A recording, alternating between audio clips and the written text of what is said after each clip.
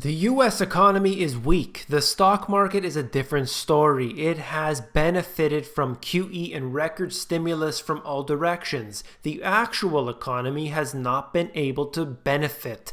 Debt has been at the forefront of this fake boom that has been experienced in certain avenues. That's of course unsustainable, and the cracks have already appeared, giving way and exposing the fraud. You came here for the truth, so let me unveil that for you. Today, we are going to look at several factors. I'm going to show you, first of all, some of the store closures that have taken place. I had just done a video and already new information has appeared. If you want to see that video, go to the end of this one where I highlight all of the store closures. I get into all the details. Go to the end of this video and there's a link there.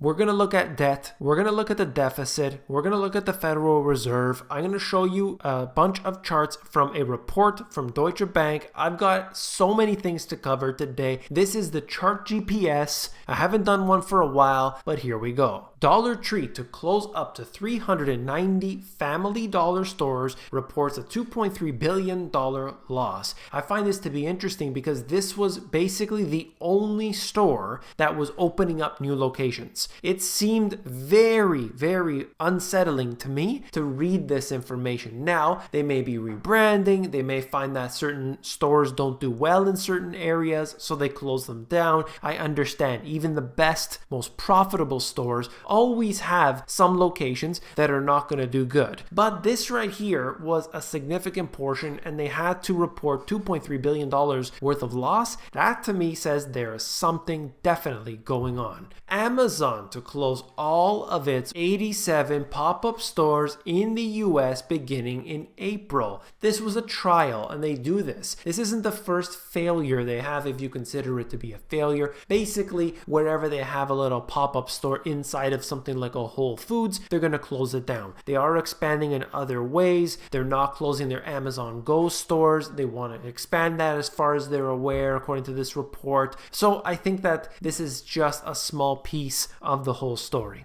A sprawling General Motors assembly plant near Youngstown will be idled on Wednesday after more than 50 years producing cars and other vehicles, a move that will eliminate nearly 1,700 hourly positions by month end. If you remember, GM announced last year they're going to close different plants, including US and Canada. We saw this happening to be widespread, not just with GM, but many of these car companies are deciding to go elsewhere. They get the bailouts, they open up in Brazil, they open up in China. It's all good because they're always going to win. Fed hikes beginning to bite. Aggregate hours work declining in sectors selling big ticket items. Aggregate weekly hours for all employees have been declining steadily from 2016 up until the present. We're looking at home furnishing stores, travel arrangement and reservation services, and used car dealers. All of these happen to be declining. And it coincides with the Federal Reserve increasing interest rates. Could it be a coincidence? Well, obviously. The Federal Reserve themselves had this to say: the US economy should slow, quote, considerably in 2019 as the boost from last year's economic stimulus fades. That's literally according to the president of the New York Fed. Of course, they talk about the fact that raising interest rates is going to need to be put on the back burner. Canada did the same. Australia did the same. You can't raise interest rates knowing that the economy is dead. We keep hearing that it's doing so well. I just don't have any evidence of that.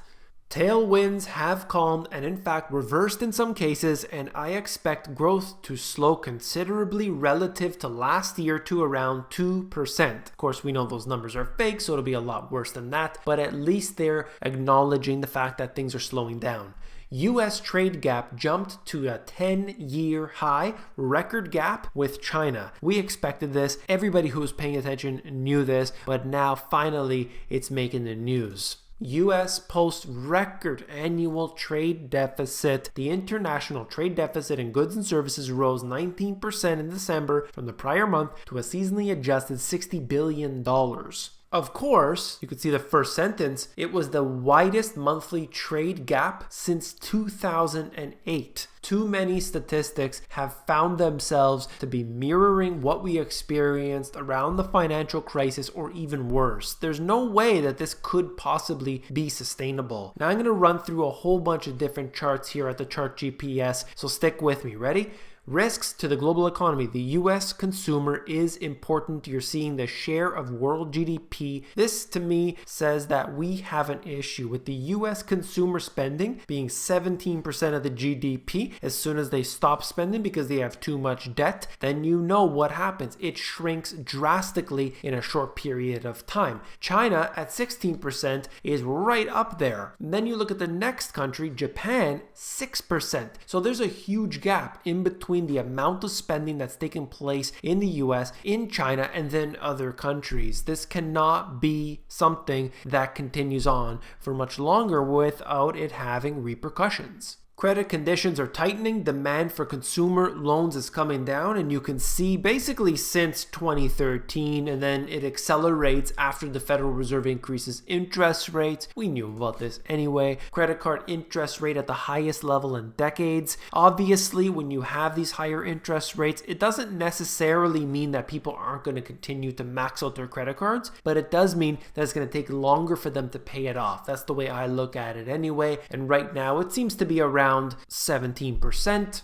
Auto loan interest rates increased by 2% in 2018. You'll see that from 2018 up until present day, we went from 3% up to 5%. And that's pretty heavy as well, because you know these people are incurring a heavy burden on their mortgage, on their home equity line of credit, on their personal line of credit, on their credit of their credit's credit, and everybody else who they owe some money to, and now this is increasing as well. Well, that might explain something about that whole 90-day delinquency. 7 million people in the United States falling into that category now. Household interest payments are rising 15% year over year. US households' personal interest payments. We've got a problem here because the average individual is so heavily burdened by debt, but that also goes for the government itself, and I'll cover that in just a second. The credit cycle is leading the economic cycle. Economic slowdown risk is rising. The blue line is the unemployment rate. The red line is delinquency rate on consumer loans. And just take a look at what happens. Obviously, we have an issue here. Just if you look at just the unemployment rate as it relates to recessions, it always hits the very, very bottom if it comes up by 0.5%. That's it. It only has to come up 0.5%. And then it always signals a recession. That is literally a unequivocal fact based on history. Who knows what's going to happen in the future? Based on history, if it rises 0.5%, then a recession follows. So we are right now, I believe the calculation that I showed was 0.3% already. So it needs to come up 0.2% in order to trigger that. We'll see what happens. But then you add in this data with the delinquency rate on consumer loans. Obviously, the two go hand in hand, because when people aren't working, then they are more likely to become delinquent. They're not paying their bills. The interest is obviously piling up and so on. Credit cards, millennials facing more financial challenges. So you'll see here, I'll pull out the highlighter, and you're looking at those between 18 and 29, this lighter blue line, and then this red line is 30 to 39, and those are the ones at the highest levels here. We're looking somewhere around 8% for the younger crowd, and then it looks like about 6% for those between 30 and 39. This is the transition into serious delinquency for credit cards by age. That's not good, okay? Even though the numbers, obviously, the majority of people are not delinquent. I love those real sad individuals that try to poke holes, and it's just really, truly painful to see. But of course, the majority of individuals are not delinquent. Obviously not. The majority of people weren't delinquent in 2007 either. But it's a cascading effect. You start to have one, and 2 and 3, and now where we're at, for example, with the auto loans, 7 million people are delinquent 90 days. Who knows how many of those people are going to end up defaulting? They're going to go bankrupt. The companies that own their debt are going to be in trouble. The investors who bought into those derivatives that are buying that debt from them, it's going to be a whole bunch of problems that we're going to face. Now, obviously, some of these companies are going to be totally fine. They're going to outlast this next recession that's going to happen. They're going to be profitable at some point in the future. But it doesn't matter because we're focusing on what's happening today. I can't tell you the future. All I can tell you is historically what has happened and then try to make sense of it all. Now, let's look at this.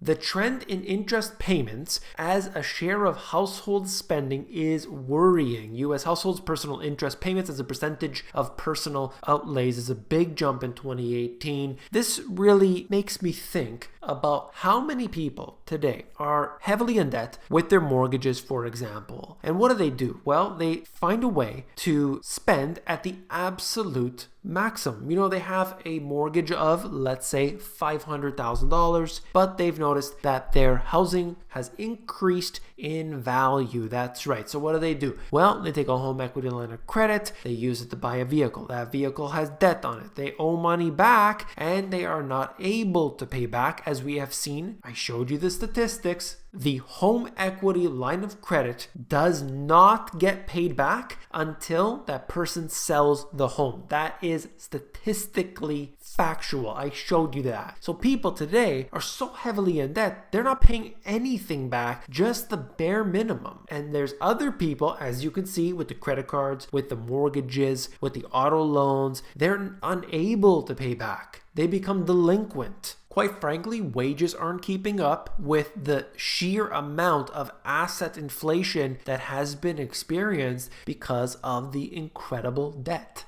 It's not just individuals who have to pay a lot of interest. Federal government, current expenditures, interest payments. Look at this. The U.S. government pays $565 billion for their garbage debt that has been printed out of thin air by the Federal Reserve, and they have to pay on their national debt. How does that make any sense whatsoever? Well, welcome to Bizarro World. This is where we live. If you found this video informative, please give me a thumbs up. When you give me a thumbs up, you are supporting this channel. So I wish that you would take part in that. Just click the like button and you're supporting me. Thank you very much. Last but not least, if you want the financial education you weren't taught in school, that was kept from you, kept from the school system so that you couldn't learn it, well, then these two books have what you need. You can get the foundation, the history, the asset classes, making money, so much more. Check them out at the link in the description.